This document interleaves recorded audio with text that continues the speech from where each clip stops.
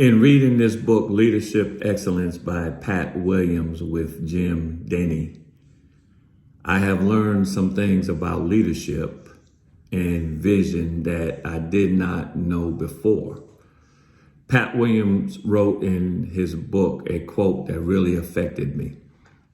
He said, "Men and women of vision are people who have trained themselves to look over the horizon, to see what doesn't yet exist, to see things others can't see.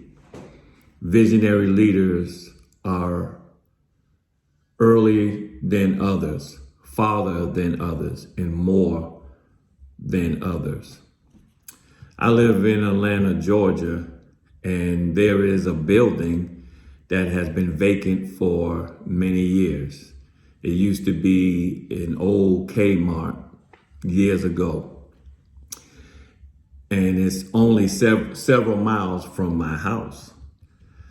I have a vision to open a basketball facility with about 6 to 8 basketball courts inside. My goal is to operate this facility for underprivileged youth and adults in my area. What Pat Williams has showed me in this book is to work backwards with your vision and to see things you need to do to make your vision a reality. I am truly blessed to get this information at this time. I am still praying that I will be able to open up my business up in that building, that old Kmart building, real soon. And the information that I'm learning about leadership and vision leadership, I believe now is going to help me to achieve that goal. I truly love how Pat Williams gives us the bullet point principles that would enable you to acquire the skills of visionary leadership. And these bullet points will help you with your vision and would also help me with my vision. So I love the fact that he gives 12 points. Uncork your imaginations. Silence your inner critic. Consider every possible solution. Ask yourself, what if? Train yourself to notice what others miss. Think tomorrow. Make your vision clear and simple. Learn to think backwards. I love that. Tap into the imagination of their entire team. Get your team to elevate vision of themselves and prepare people for a celebration. And I think those tips can work as a team, or in my case, my vision to open up this basketball or sports facility. And these tips were mind-blowing for me because as a supervisor at the Y and working with a team to plan sports programs for youth in the community, having a vision and working with a team to implement that vision is not an easy task. The points that were shared in the book is some things that I can take back today and start implementing with the team that I work with. I read on page 67 on communicating the vision, but the question I have is, how do you communicate the vision for your team or people that are associated with your team that are outside of your immediate team? So let me give an example. I'm a regional sports director for the YMCA. And even though I have an internal team, I also work with other sports directors from other branches within the YMCA organization that I consider my external team. So I also, working with them, I also work with vendors, officials, and volunteers. So how can I make my internal vision, mission, work with multiple external teams. I need these teams to be on the same mission so that I can have success as we build our sports programs at my branch in our community. But in reading the book, it talks about internal teams, but not working with external teams. And so I guess that's my question to move this topic along, is how can I do that? And maybe it will address that more in future chapters, but that was just something that I was thinking about as I was reading the book. I also love the fact that the book talks about storytelling. And one of the ways that we are successful at the YMCA is telling our story and telling stories of others, especially when we're conducting fundraising events. I truly believe that becoming a vision leader is also telling stories of how your vision will come to pass and how it has already affected in a positive way the community to buy into your program vision. I felt that this was very fascinating when he talked about storytelling in the book. Another thing that I can truly appreciate from the book is when Pat Williams indicated to always keep the vision in front of your team.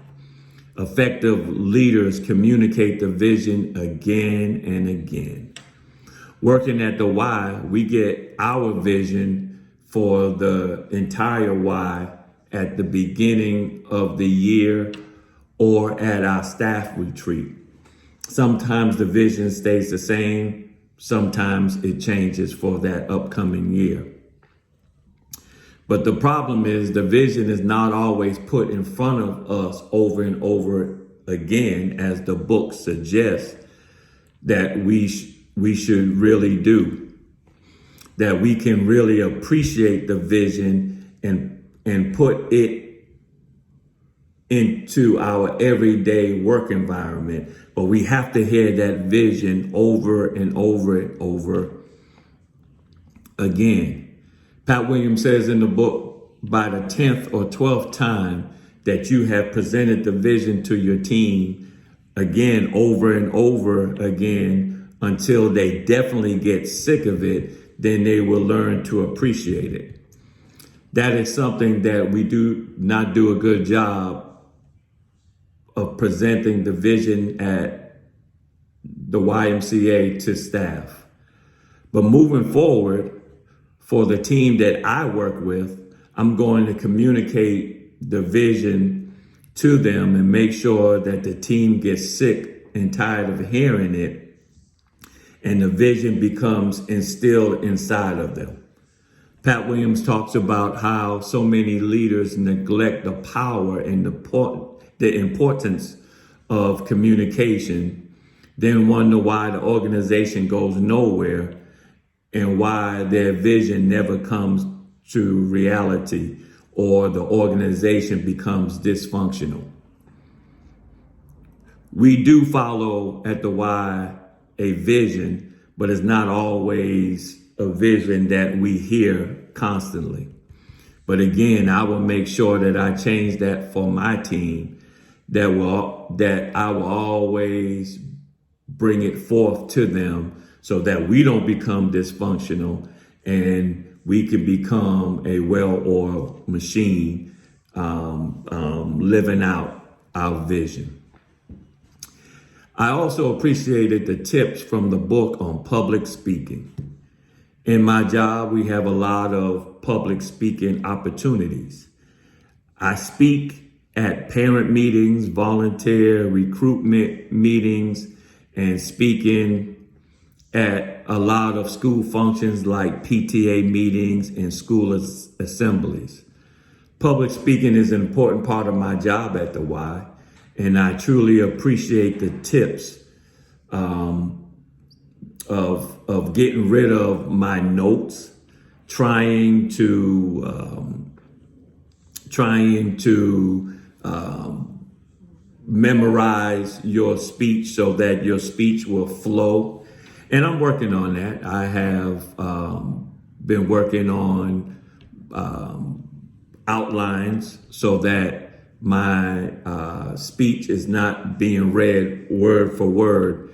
And I'm getting better at it. I would have my outlines and work on memorizing the topics on that outline so that I'll be able to become one with the audience and they don't feel like I'm just reading a prepared statement, but I'm really confident and in tune in what I'm sharing with them. But I really love the second part that he makes on the study of that he makes on studying the art of public speaking. I never took a in-person public speaking class, so the tips that he shared will make a big difference with me moving forward. One thing that I love about what he states in the book about public speaking is to really get your message across with confidence, so that people who are hearing your message will receive it and want to be a part of it. When we are trying to sell our programs, our sports programs and camps to the community, public speaking is a big part of getting people to buy into the vision. And it also shows great leadership and you sharing your vision. It goes back when he said about having a good story to tell and being able to tell it with confidence, so that the tips that he shared in the book would definitely help me when it comes to vision, leadership, as well as public speaking. And so I think the information that I got from the book will definitely help me as I work on improving my leadership.